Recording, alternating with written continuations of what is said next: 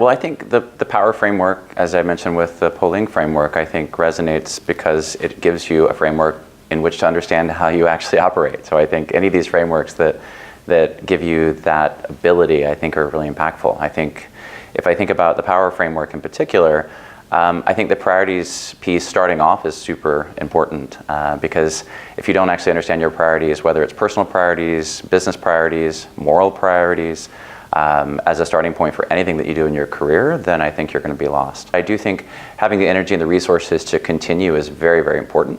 Whether you're a corporate leader, whether you're a diversity leader, whether you're a business leader in any other sort of sphere or an entrepreneur. With me personally, I think running a global organization with a mini, micro, amazing staff is really encouraging, exciting, and challenging.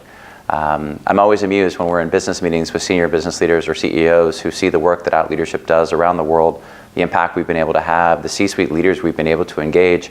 And they say, well, gosh, how big is your team? And I generally ask them to guess. And they guess between 25 and 35. And I have a full-time staff of 9. And our budget is a tenth of what most companies guess our budget is as well. And I share that because it's not about the resources that you have, it's about how you leverage the resources to make the difference that you want to see. And for me in particular, as I mentioned before, the ability to know that I'm making an impact and to see that I'm making an impact really rejuvenates me and drives me.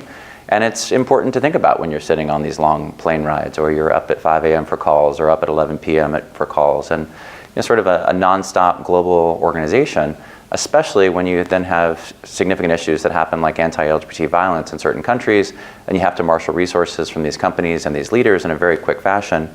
It kind of gives you that energy and the ability to persevere.